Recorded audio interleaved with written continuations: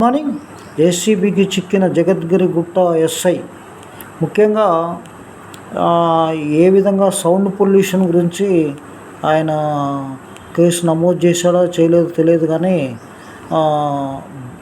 Band మేళం వారి నుంచి మధ్యవర్తి ద్వారా డబ్బులను తీసుకుంటూ నగరంలోని జగద్గిరిగుట్ట ఎస్ఐ శంకర్ అవినీతి నిరోధక శాఖ అధికారులకు చిక్కిన ఘటన శనివారం చోటు చేసుకుంది. వివరాలు ఇలా ఉన్నాయి.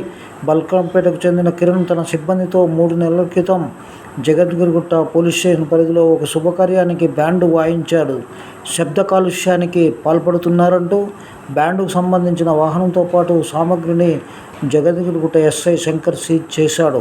వాటిని తిరిగి ఇచ్చేందుకు ఇదే ప్రాంతానికి చెందిన నాగేందర్ అనే వ్యక్తితో మధ్యవర్తిత్వం నెరిపి 15,000 డిమాండ్ చేశాడు.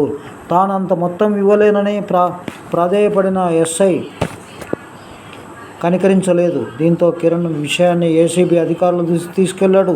ఎస్ఐ శంకర్ డిమాండ్ మేరకు శనివారం బాధితుడు 15,000 నగదును మధ్యవర్తి నాగేందర్కి అందజేస్తుండగా ఏసీబీ డీఎస్పీ శ్రీనివాస్ రెడ్డి తన బృందంతో రైట్ హ్యాండెడ్గా పట్టుకున్నారు. ఈ విషయమై నాగేందర్ ఆరా తీయగా ఎస్ఐ శంకర్ తనను మధ్యవర్తిగా వేరించి డబ్బులు తీసుకున్న వాళ్ళని చెప్పినట్లు అంగీకరించాడు. దీంతో ఏసీబీ అధికారులు జగద్గిరిగుట్ట పోలీస్ స్టేషన్కు చేరుకొని సోదాలు నిర్వహించారు. అవినీతికి పాల్పడిన ఎస్ఐ శంకర్, అతనికి సహకరించిన నాగేందర్పై కేసు నమోదు చేసి నాంపల్లె కోర్టులో హాజరుపరుస్తున్నట్లు తెలిపారు. నమస్తే, థ్యాంక్ యూ వెరీ మచ్.